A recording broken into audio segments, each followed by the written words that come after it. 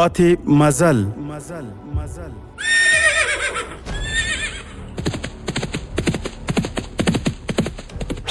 د تاریخي ناولونو ځانګړې خپرونه. پاتې مزل د اوسني عصر د ننګونو او فرصتونو هنداره چې د اسلامي تمدن د عروج او انحطاط عوامل روښانه کوي. پاتې مزل د علم او ارتقا پر لاره څراغونه بلوي او د مسلمانانو تیرې سترې واکمنۍ او فرهنګي میراثونه بیانوي.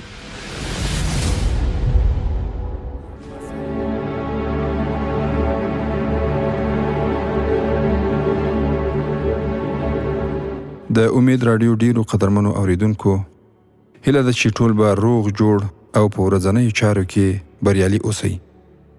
پیل کوو د پاتې مزل په نننۍ خپرونه. هیله ده چې د خپرونې تر پایه راسره پاتې شي. الحمدلله رب العالمین والصلاة والسلام على سید المرسلین قائد المجاهدین سید الانصار والمهاجرین وعلى آله واصحابه اجمعین. اما بعد، قدرمنو مسلمانانو ورونو او خويندو، په تیره برخه کې تاسې واورېدل چې بالاخره مصعب بن نصیر رحمه الله له جولین سره تر ډیرو مجالسو وروسته یو غټ لیک ولیکه چې بالاخره مصعب بن نصیر رحمه الله د مسلمانانو د هغه وخت امیر المؤمنین ولید بن عبدالملک ته یو لیک ولیک او د تیرې برخې په پای کې تاسې واورېدل چې مصعب بن نصیر د لیک په اخر کې دا رنګه ولیکل: دا هسې ناڅاپي چانس دی چې جولین د یوې غټې ونې څخه د یو خاښ او څانګې په شکل راجلا سوی او زموږ په لمن کې رالوېدلی دی.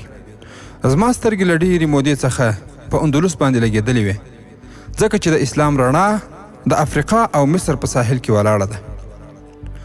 ما څو ځلې د طنجه په ساحل باندې هم اندلس ته کتلی وو او د سمندر د سینې څیرولو پلان مې جوړاوه.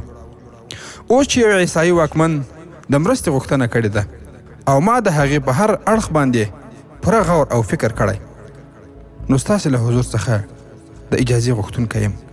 او بله خبره دا چې زما سره کوم پوځ او لښکر شته هغه ټول بربریان دي چې اسلام یې منلی دی. هغوی ډیر جنګي او باتور خلک دي، خو دوی خپل سري او بې نظمه پاتې شوي. پرته له جګړې څخه هغوی قرار نشي پاتې کېدی.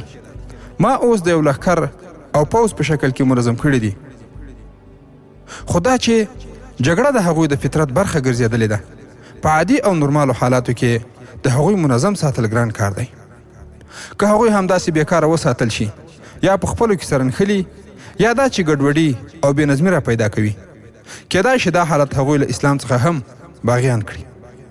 ورونو، دا چې د لیک پای په ډیرو مهمو ټکو باندې ختم سوی دی، نو د وخت او حالاتو مطابق یوې تبصرې ته اړتیا وینم. هغه دا چې په اوس زمانه کې هم مجاهدین باید با هدفه مصروف وساتل شي. که مجاهدین مصروف ونه ساتل شي نو په منځ کې د دښمن فعالیتونه ډیریږي. کومې تجربې چې په تیر 20 کلن انقلاب کې پیدا کړي او پرې روزل شوي، هغه تجربې او د معسکراتو هغه نوټونه چې دوی په ډیرو سختو حالاتو کې له ځانو سره لیکلي او اوس هم ورسره دي، نو هغه نوټونه به هم الله جل جلاله مکړه له منځه ولاړ شي. او بله خبره دا چې مخکې مجاهدین ورونه په غرونو، رغونو، کلیو او بانډو کې ول. دا چې ښاري ژوند له اطرافي ژوند سره ډیر تفاوت لري. په ښار کې د پیسو او هوسا ژوند په تیرېدو سره د مجاهدینو بدنونه غټیږي او فزیکي قوت او جوړښت له لاسه ورکوي. له مجاهدینو سره چې په سنګر کې کومه تقوا موجوده وه، اوس یې د تقوا په مخ کې ډیر خنډونه موجود دي، چې د هغو لویو خنډونو څخه یو هم موبایل، انټرنیټ او ځینې بېهوده ګیمونه دي. همدارنګه ځینې لوبې او په ښار کې د دښمن لخوا د ښځو په جامو کې تباه کوونکي جالونه هم خواره دي، چې د دې عصر له دې سترو فتنو څخه مفتي، قاري، مولوي او حافظ صاحبان هم نه دي په امن. همدارنګه د مجاهدینو بیکاره او بې تمریناتو پرېښودل هغوی هر ډول فتنو ته هڅوي، ځکه چې بیکاري د هرې بدۍ زیږنده ده. ورونو، د اسلام دښمنان په ځانګړي ډول نړیوالې د اسلام ضد څارګرې ادارې کوښښ کوي ترڅو دا سوچه مجاهدینو ته د اختلاف ډول ډول اسباب برابر کاندي ترڅو هغوی خپلو شومو موخو ته پرې ورسي. خو مجاهدین باید خبر وي چې زموږ او ستاسې په ملک کې د نړیوالو رسنیو د راپورونو پر بنسټ باندې تر 20 یا 25 ډېر استخباراتي ډلې د عامو خلکو په جامو کې شتون لري. په حقیقي شمېر الله جل جلاله خبر دی، خو که موږ یوازې د CIA شبکه لږ وڅېړو نو بیا به پوه شو چې نړۍ موږ مسلمانانو ته کومې بدې ارادې لري. ورونو، ډېری مسلمانان وروڼه به دا پوښتنه په ذهن کې لري چې آخر د کفري نړۍ هدف څه دی چې دومره ستر حربي یرغلونه کوي؟ هغوی له څه ویره لري؟ ورونو، مخکې له دې چې د دې پوښتنې ځواب راوسپړو چې کفري نړۍ له څه ویره لري، یو ځل به هغه اسلامي هیوادونو ته خیالي او تاریخي سفر وکړو او له لرې څخه به د هغه تیر وخت عمومي او سیاسي حالات لږ وڅېړو. هغوی هم همدا ډول فتحې ترلاسه کړې، خو دا چې هغوی قرار په خپلو ځایونو باندې کېناستل، خپل مجاهدین یې په نظامي کارونو او خپلو لویو اهدافو باندې مصروف ونه ساتل، نو ډېر تاوان یې وکړ. ورونو، کله چې په سومالیا کې د اسلامي حدودو برپا کېدل او د شریعت د نفاذ لپاره زمینه برابره سوه او اسلامي حاکمیت د برقرارېدو په حالت کې و، هیڅ چاته یې کوم زیان هغوی نه ورسولی او نورو ګاونډیو هیوادونو سره یې هم روابط د اسلامي اوامرو تر چتر لاندې وو. لکه اوس چې اسلامي امارت لري، هلته خو اسامه بن لادن هم نه و چې دوی دا فلمه کوي چې په افغانستان باندې د یرغل یو غټ لامل دا و چې اسامه بن لادن همدلته په افغانستان کې و. خو هلته په سومال کې د غربیانو او اسلام دښمنو کړیو لخوا سومال ته افریقایي ځواکونه د کرایې ورکولو په بدله کې د هغې کوچنۍ مقدسې ډلې او اسلامي نظام د ځپلو لپاره ولېږل شول. هغوی یې پرې نه ښودل چې هلته اسلام برپا کړي. دوهم مثال، په یمن اسلامي ملک کې چې کله د انصارو شرایع ډله په دې بریالی شوه چې په ډېرو ساحو کې اسلامي حدود نافظ کړل، نو د هغه وخت یمني او نورو د صلیبیانو پورې تړلو کړیو له حوثیانو سره خپله جګړه ودروله او د انصار شرایع اسلامي ډلې په ضد یې داسې سخت عملیاتونه پیل کړل چې هغوی یې قتل عام کړل، کوچنیان، ښځې او نارینه یې ورشهیدان کړل، کورونه یې ور ونړول، مهاجرتونه او در په دره ګرځېدلو ته یې اړ ایستل. ولې او په کومه ګناه؟ هلته خو هم د القاعده مشر نه و. خو ورونو، اصلي خبره دا ده لکه په قرآن عظیم الشان کې چې الله جل جلاله موږ ته فرمایي چې یهود او نصارا تر هغه پورې ستاسې دوستان نشي کېدای چې تاسې د هغوی په ملت باندې نسئ، نو زموږ مسلمانانو او د دې دښمني به تر قیامته پورې روانه وي. ورونو، بله اصلي خبره دا ده چې موږ مسلمانان باید هر وخت د اسلام د دښمنانو ټولو نیرنګونو او شومو د سیاسو ته بیدار او ځیرک واوسو. که د تاریخ رڼې پیښې راوسپړو نو پوه به شو چې دا د پردیو شومې لوبې لومړی له فکري او استخباراتي نقطو څخه څنګه جوش اخلي او ورپسې عملي میدانونه پیلېږي. ورونو، که وګورو د نړۍ تر ټولو ستره د جاسوسۍ اداره CIA په ډېر منظم ډول باندې خپل تشکیلات او تقسیمات د اسلامي خاورو او مسلمانانو د هرې شیبې حالاتو د لاسته راوړلو لپاره تعیین کړي. دې سترې شیطاني اسلام ضد شبکې چې افغانستان یې د موخو په لومړی کتار کې دی، 8,450,000 مامورین او جاسوسان چې له دې جملې څخه یې 2,65,000 د امنیتي کمپنیو لکه بلک واټر او زی ورلډ قراردادیان دي، د خپلو شومو موخو د لاسته راوړلو په پار باندې یې ګمارلي. ورونو، د دوی یوه لویه موخه د مسلمه امت په منځ کې فکري درز رامنځته کول، پاش کول او په خپلو کې سره اچول دي. او د دې هدف لپاره انګریزانو هم یو متل رواج کړی دی او هدف یې دا دی چې دوی وایي بیل یې کړه او ایل یې کړه، یعنی مسلمانان دې په خپل منځ کې سره بیل او د نفاق په حالت کې وي چې موږ پرې خپله سلطه او قدرت ولرو. خو د دوی د شومو موخو د خنثی کولو لپاره موږ کولی شو چې د همدې شمېرې په ډېر تفاوت کم شمېر سوچه فکر عوام او خواص په خپلو کشفي اداراتو کې وګمارو، په کار باندې یې وپوهوو او کار ترې واخلو. ورونو، اوس موږ ټولو مشرانو او کشرانو مجاهدینو ملګرو د انقلاب سختې شپې او ورځې، بیړني حالات، لوږې، تندې، شهادتونه او زخمونه ولیدل. بالاخره الله جل جلاله فتح راوسته او په قرار شو. خو اوس پوښتنه دا ده چې زموږ او ستاسې سره کوم تضمین موجود دی چې کفار به په راتلونکي کې زموږ په ملک باندې بیا حمله نه کوي. آیا د هغو حملو لپاره موږ تیار یو؟ آیا بیا به په همدې حالت کې یو چې دوی به حملې کوي او موږ به ورته ګورو؟ دوی به حملې کوي، موږ به در په دره په غرونو او رغونو کې ګرځو؟ هېڅکله نه. ټول مجاهدین باید دا په فکر کې ولري چې له دې وروسته به دوی حملې نه کوي، بلکې انشاء الله تعالی موږ به د الله جل جلاله په نصرت او د خپلو امراو په اطاعت کې د هغوی ملکونو ته ورځو او خپلو لویو اسلامي موخو ته به ځانونه رسوو. ورونو، دا چې هغه تضمین اوس وجود نه لري، نو دا دې هم ټولو ته ښکاروي چې نړیوال هغه شرموونکې ماته څنګه هیره کړي چې دلته یې په دې پاکه خاوره کې خوړلې. آیا هغوی به اوس موږ ته په قراره باندې ناست وي او د افغانستان د جنګ کیسې به په خپلو منځونو کې کوي چې چا څه وکړل او چا څه؟ آیا هغوی به هیڅ فعالیت زموږ په ضد باندې نه کوي؟ نه، هیڅ کله داسې نه ده. هغوی به موږ د خپلو استخدام شویو استخباراتي منابعو له لارې نه شپه او ورځ څاري. ورونو، هغوی زموږ له مثبت ټکو سره کوم کار نه لري، بلکې هغوی زموږ منفیات او د ضعف نقطې راټولوي. د هغوی په رڼا کې به بیا خپل پلانونه ترتیب او پلي کوي. موږ باید اوس له خپلې فکري او دیني مبارزې سره سره د هغوی مقابله په تخنیکي وسایلو باندې هم وکړو. او دې ته مو باید پام سي کوم خلک چې هغوی د خپلو باطلو پلانونو په موخه باندې اخلي، موږ یې باید په حقه لار باندې پوه او د ځان ملګري او همسفره کړو. او زموږ چې کومې لویې موخې په ذهن کې دي او شریعت مو په هغو باندې امر کوي، باید هغو ته ځان ورسوو انشاء الله تعالی. نورونو، لکه څنګه چې موسی بن نصیر رحمه الله ولید بن عبدالملک د هغه وخت امیر المؤمنین رحمه الله ته د خپل لیک په پای کې همدا لیکلي ول چې دغه مجاهدین چې په فطرت کې جګړه ده او دوی په قرار باندې پرېښودل مناسب نه دي، نو باید په جهادي امورو باندې مصروف وساتو. ورونو، اوس هم باید مجاهدین په جهادي امورو باندې مصروف وساتل شي. هغه که د نظام په هره برخه کې وي، که ملکي بخش وي یا هم نظامی، باید مجاهدین په فزیکي تمریناتو، له دیني درسونو او تربیتي دورو سره سره مشران وي که کشران، باید د معسکراتو دورې دوامداره وساتي. په خپلو کورو کې کینني، خپل وزنونه ډیر نه کړي، بلکې خپل فزیکي قوت نور هم ډیر کړي.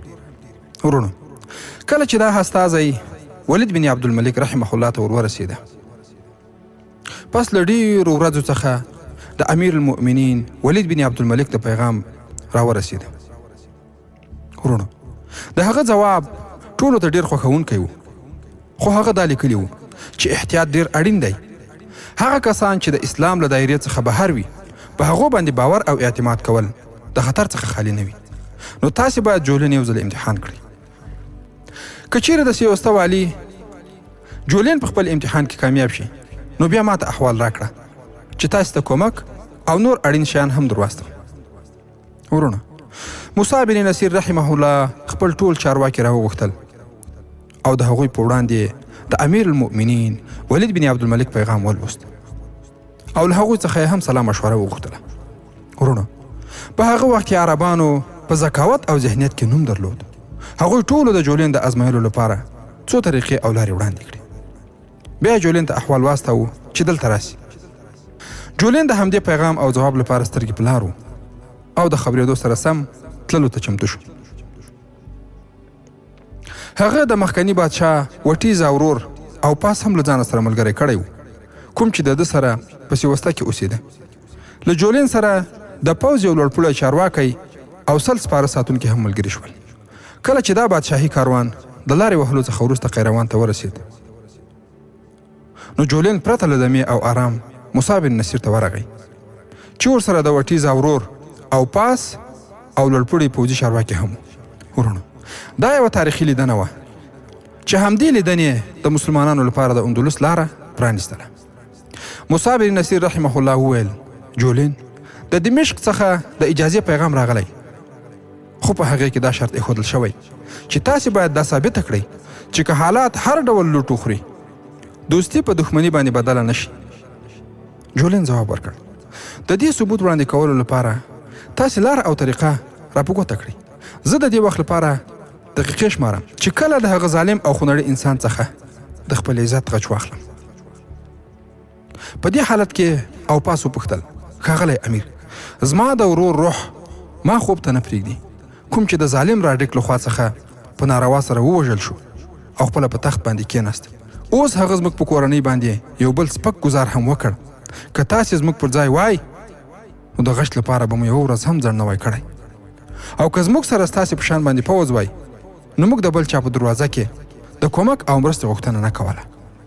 موسی بن نصیر وویل جولین اوس د انتظار وخت ختم شوی دی. ته داسې وکړه چې د شپې په تیاره کې له سمندر څخه بلې خواته واوړه او د اندلس په کومه ساحلي سیمه باندې برید وکړه. مخکې له دې چې د اندلس پوځ ستاسې پسې راشي ته خپل پوځ بیرته سیوسته ته راورسوه. دا به د دې خبرې ثبوت شي چې ته د بادشاه راډیک سره دښمني کوې. زه ستا د غچ کچه او اندازه معلومول غواړم. جولین وپوښتل که زموږ پوځ هلته په څه دلیل باندې ونښلي نو بیا، او که زموږ څخه د هغوی پوځ زیات وي بیا به زموږ پای څه کیږي؟ موسی بن نصیر رحمه الله وویل زما پوځي ګروپونه به د سمندر په غاړه باندې چمتو ولاړ وي. زه د پیغام رسولو داسې پلان جوړوم چې سمدستي ماته احوال راشي او ستاسې مرستې ته ځان در ورسوم. له دې خبرو څخه وروسته جولین او اوپاس سمدستي تیار شول او د موسی بن نصیر سره یې د اندلس یوه ساحلي سیمه غوره کړه. د برید پلان یې جوړ کړ او بیا د سیوسته په لوري باندې وخوځېدل. موسی بن نصیر رحمه الله د خپل پوځ ځینې ګروپونه د یو سالار ابو زرعه طریف بن مالک المعافري په مشرۍ باندې سیوسته ته واستول تر څو هلته خیمې ووهي او د جولین د مرستې لپاره تیار او چمتو وي. کله چې د طریف ګروپونه سیوسته ته ورسېدل نو جولین د هغوی ډېر تود هرکلی او درناوی وکړ او بیا طریف ته وویل چې په بادشاهي ماڼۍ کې واوسېږه. خو ورونو طریف بن مالک چې یو مجاهد او تقواداره انسان و هغه وویل جولین زموږ په منځ کې سالار او پوځي ټول یو شان دي او یو شان ژوند کوي او یو پر بل باندې پورتوالی نه لرو او نه یې خوښوو. د جګړې په ډګر کې هم دواړه یو ځای جنګیږو او د اسلام دین دا پورتوالی او ښکتوالی نه مني. کله چې ته زموږ لمونځ وګورې نو هلته به په صفونو او لیکو کې دا معلوم نه کړې چې مشر او کشر څوک دي، بلکې ټول په یو صف کې سره ولاړ وي. کله داسې هم کیږي چې چارواکي شاته او نوکران مخکې ولاړ وي. یوازې مشر سالار دا دنده لري چې امامت وکړي. جولین په احساساتي توګه وویل تاسې اندلس فتح کولی شئ، همدا د اسلام ځواک دی کوم چې تاسې بیان کړ. زموږ سالاران خو عام پوځیان خپل شخصي غلامان بولي. سره له دې هم چې تاسې اوس هلته نه ورځئ زما د ماڼۍ دروازې تل ستاسې پر مخ باندې خلاصې دي. بالاخره هغه شپه راورسېده چې کله د جولین ګروپونه په بادي کښتیو کې کېناستل او د طریف ګروپونه ورته د سمندر په غاړه باندې تیار او چمتو ودرېدل چې کله مرستې ته اړتیا پیښه شي نو زر تر زره له هغوی سره مرسته وکړي. د اوبو لاره یوازې 12 میله وه او د جولین کښتیوانان ښه تجربه لرونکي وو. په دغه حالت کې شپه وه، سمندر غلی او آرام، هوا موافقه او تیزه وه. کښتیوانانو له ټاکلي وخت څخه مخکې د جولین پوځي ګروپونه د اندلس غاړې ته ورسول. د دې ګروپونو مشري د اوپاس په لاس کې وه، خو جولین دې غاړې ته د خپلې میرمنې او دواړو لورګانو سره ولاړ و. د ګروپونو تر تللو پورې فلورا د پلار لپاره یوه ستونزه پیدا کړې وه. هغه دا چې فلورا وویل زه به د نرانو جامې په تن کوم او د خپل پوځ سره به یو ځای اندلس ته ځم. هغې د خپل پلار جنګي جامې هم را اخیستې وې، تور او ډال هم راوړی و. خو جولین او مور یې هغې ته هیڅ اجازه نه ورکوله. خو فلورا په چیغو سره وویل آیا زه تکړه سپره نه یم؟ آیا زه برچه او توره نشم استعمالولی؟ آیا زما له لیندۍ څخه وتلې غشې هسې بې ځایه ځي؟ مور او پلار هغې ته وویل چې ستا ټولې خبرې سمې دي، خو کله چې دښمن میدان ته د تور او برچو سره راوړاندې شي نو بیا د تورې او برچې سمبالول ګران شی دی. بیا د لیندۍ څخه وتلی غشی په هوا کې بې ځایه ځي. جنګ جګړه د نورانو لوبه او کار دی. خو فلورا وویل بیا پته او بیا ابرو خو زه شوم. په اندلس باندې په لومړني برید کې باید زه حتما برخه واخلم. خو پلار یې هغه په دې ژمنه باندې قانع کړه چې کله مسلمانان اندلس پوځ ته ماتې ورکړي او بادشاه راډیک ونیول شي نو هغه به موسی بن نصیر ته ووایي چې بادشاه ژوندی فلورا ته په لاس باندې ورکړي تر څو هغه ورڅخه غچ او انتقام واخلي. فلورا په دې خبره او ژمنه ډاډه شوه او د پوځي ګروپونو د رخصتولو لپاره له خپل پلار سره ساحل ته ولاړه. هلته هغې د مسلمانانو سالار ابو زرعه طریف هم ولید او پلار یې د هغه سره معرفي کړه. خو فلورا په دې وخت کې هم د طریف پسې شوه چې د پلار څخه ورته د تللو اجازه واخلي. طریف بن مالک وویل فلورا پلار شاید تا ته اجازه درکړي خو زه په هیڅ صورت هم اجازه نه درکوم. موږ چې د ښځو په ابرو او عزت باندې ځانونه قربانوو څرنګه ښځو ته اجازه ورکړو چې د جګړې ډګر ته ولاړې شي. ورونو له نیمې شپې څخه وروسته د اندلس د جنوبي ساحل په میډن سپانو کلي کې اوسېدونکي په درانه خوب باندې ویده وو. د ساحل په غاړه پوځي څوکۍ او پوستې هم وې چې پوځیان پکې اوسېدل. هغوی هم په درانه خوب باندې ویده شوي وو. کوم پوځیان چې د پیرې لپاره ټاکل سوي وو هغوی هم ډاډه وو او په خپلو ځایونو کې پرې خوب راغلی وو ځکه چې هغوی د هیڅ خطر غم او فکر هم نه درلود. هغوی په دې باندې پوهېدل چې سیوسته د اندلس دروازه ده او په هغې دروازه کې قوي پوځي کلا او د جولین پوځ پروت دی. ورونو دوی ته خطر له مسلمانانو څخه وو. هغوی له سیوسته څخه په بل لار هم راتلای شوی او د مسلمانانو په هکله باندې دا هم مشهوره وه چې هغوی په سمندري جګړه کې تجربه نه لري. ورونو تر ډیره پورې دا خبره سمه وه ځکه چې تر دې وخته پورې پرته له 2-3 سمندري جګړو څخه مسلمانانو په بحري جګړه کې ګډون نه و کړی او نه ورته داسې وخت په لاس باندې ورغلی و. یوازې په قبرص کې هغوی سمندري جګړه کړې وه. ورونو په اوس وخت کې هم موږ باید بحري ځواک هم ولرو ځکه چې ښایي زموږ او د بحرونو څخه د هاخوا هیوادونو ترمنځ ځینې داسې حالات رامنځته سي او انشاء الله تعالی داسې وختونه راسي چې د خپلو عمراو په اطاعت کې به زموږ پوځونه په هغې خوا ور روان وي. هلته به بیا بحري قوې کښتیو او نوې ټکنالوژۍ ته ضرورت وي. نو تر هغه وخته پورې باید له دې فرصته څخه ټول ګټه واخلو او هر ډول ځواکونه ولرو. ورونو هلته بیا د اندلس ساحل ساتونکي پوځیان بېغمه او ډاډه وو. د جولین کښتۍ د میډن سپانو له کلي څخه لږ لرې په ساحل کې ودرېدې. پوځیان په کراره ورڅخه ښکته شول. د هغوی سالار او پاس په دې باندې پوهېده چې پوځي څوکۍ او پوستې چیرې دي. هغه ټول پوځیان د پوستو په شمېر باندې وویشل او بیا یې د تیزې او سختې حملې حکم وکړ.